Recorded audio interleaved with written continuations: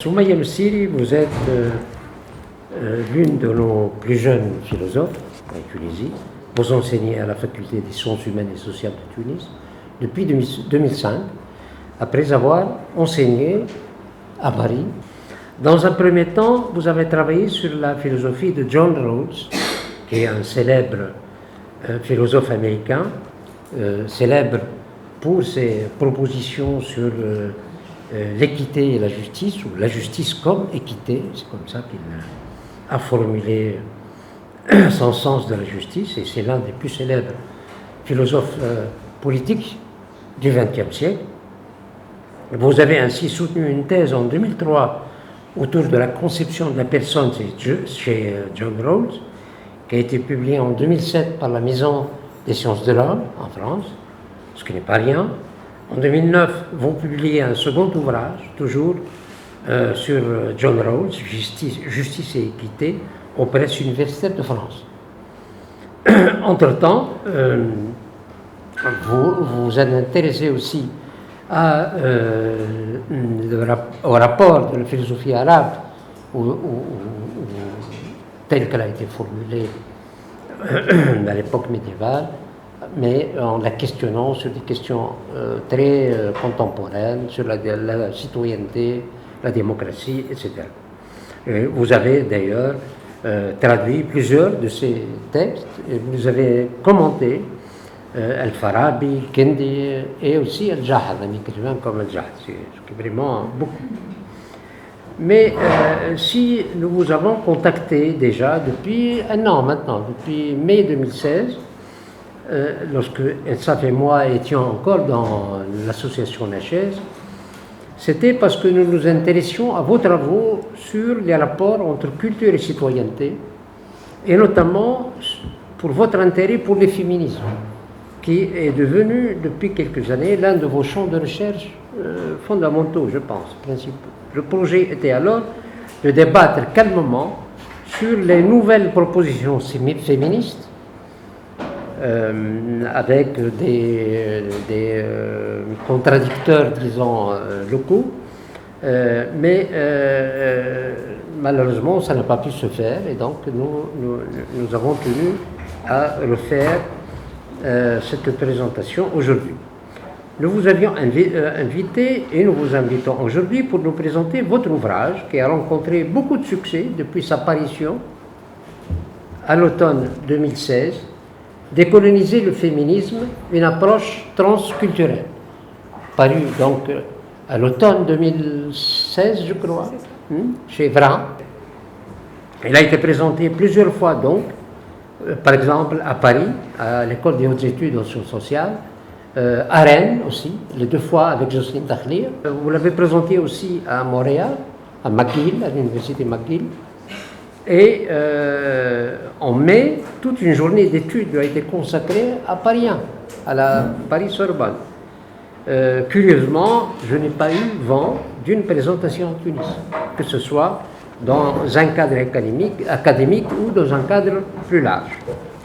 À Sentier, nous avons considéré que la présentation au public tunisien de cet ouvrage peut stimuler une réflexion et un débat public sur le féminisme et les renouvellements qu'il a connus depuis plus de 30 ans maintenant, notamment en Europe et aux États-Unis, mais aussi dans d'autres pays musulmans.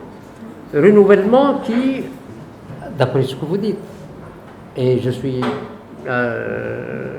pas loin de penser la même chose, qui n'ont pas peut-être eu lieu en Tunisie, ni dans un cadre académique, ni dans le cadre de la scène des pratiques de lutte.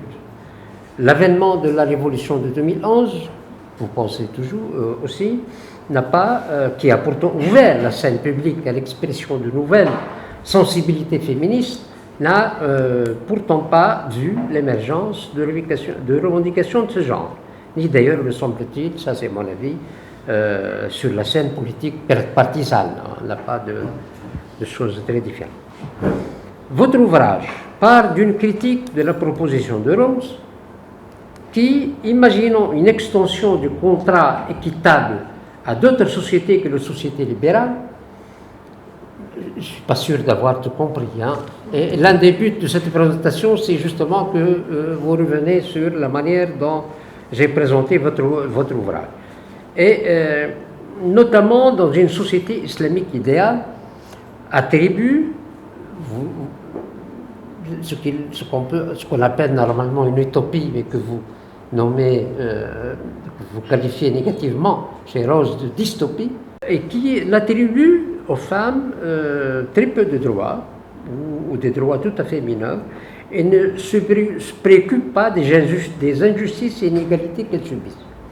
C'est là montrer les limites et apories de la philosophie de l'un des plus importants philosophes politiques du XXe, comme je l'ai dit, qui est incapable de dépasser les cadres d'un paradigme tout à fait colonial.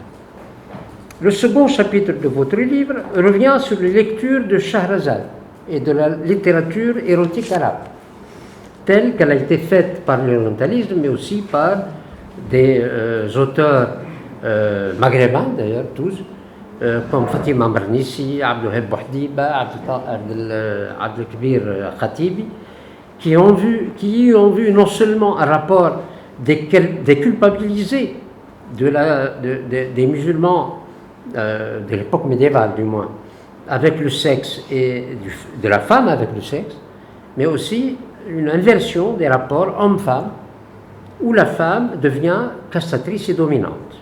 Vous pensez, quant à vous, que cette littérature doit avoir un point de vue égalitaire et égalitariste de ces rapports. Je reviendrai sur ça dans les questions que je vais vous poser. Les trois autres chapitres s'intéressent au féminisme actuel, présent sur les scènes publiques occidentales et tunisiennes, nouveaux ou plus anciens, et vous analysez tour à tour leur approche et leur vision. Le féminisme laïque occidental, le féminisme islamiste et le féminisme musulman, qui sont les trois courants principaux que vous identifiez sur la scène. Celui-ci, donc ce dernier, le féminisme musulman, est un féminisme dont les tenantes se revendiquent musulmanes, croyantes, reconnaissent les inégalités et injustices envers les femmes que le fiqh recèle et pensent qu'il est possible de réinterpréter les textes, de réinterpréter les sources du fiqh et pour une nouvelle lecture qui réformerait donc de l'intérieur ces règles et ces droits de la femme, quitte à se soumettre aujourd'hui dans une sorte de compromis historique ou de ce que vous appelez un essentialisme stratégique, quitte à accepter donc certaines règles inégalitaires. Là aussi, vous vous arrêtez sur les limites de ce genre de féminisme. Vous jetez aussi un regard pour le moins sans complaisance sur la scène féministe tunisienne et au courant qui le domine. Un féminisme qui axe sur l'égalité des droits et prête peu d'attention aux injustices vécues par les femmes, comme la pauvreté, un féminisme qui n'a pas su se renouveler, dites-vous, ou tirer les leçons de la révolution de 2011.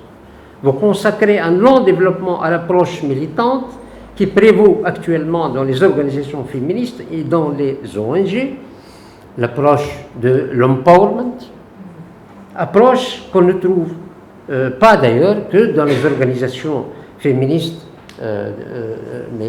pratiquées par plusieurs organisations ONG. Enfin, vous présentez une alternative théorique aux approches actuelles.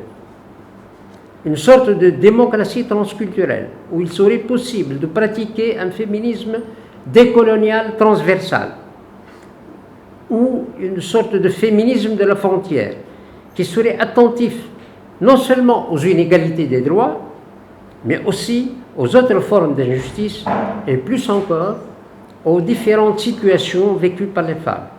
Occasion ici pour moi de redire ma citation préférée de Deleuze: il n'y a pas de droit de l'homme, il y a des situations.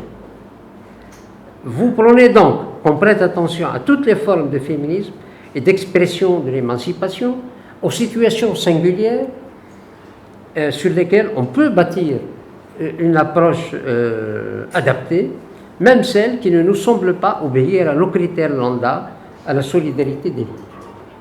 Faire attention à la solidarité des luttes. Je ne vous cache pas que pour un lecteur qui s'est habitué au langage des études postcoloniales et décoloniales, mais pas décoloniales, le livre peut être un peu ardu, et je pense que ce n'est pas seulement mon cas. Je ne suis pas sûr d'avoir tout compris comme je vous l'ai dit, et issu que je suis d'une génération qui a été élevée dans les féminismes de Bourguiba, de Haddad, de Beauvoir. En premier lieu, quelles sont les formes de féminisme qui s'activent actuellement dans le monde? Comment voient-elles le rapport aux femmes? Quels objectifs se fixent-elles? Comment justifient-elles leurs propres propositions et quelles approches adoptent-elles? Comment la notion éthique du care que vous avancez, si vous ne lui donnez pas le sens classique de soins, d'assistance, un sens absolument négatif à mes yeux, mais celui de solidarité, de réciprocité, d'acceptation mutuelle, peut-il nous aider à formuler un féminisme alternatif? Mais je vous demanderai de commencer par nous éclairer sur une notion clé que vous utilisez, celle de décolonial. Nous pensions en majorité que le colonialisme est fini depuis longtemps. Nous pensons nos réalités actuelles plus en termes d'impérialisme, de néocolonialisme, d'hégémonie, et nous répondons par des propositions qui ont été labellées nationalistes, postcoloniales, postmodernes. Enfin, certaines de vos lectures ou épithètes me semblent problématiques. Avant de les juger, je vous demanderai d'éclaircir ce que vous désignez par féminisme laïque blanc. Ne vous semble-t-il pas que cette expression est une racialisation malvenue pour désigner une forme de féminisme dont la revendication n'a rien à voir avec la couleur de la peau? Même si vous entendez par là une forme de pensée et non une race. Voilà, je vous laisse la parole.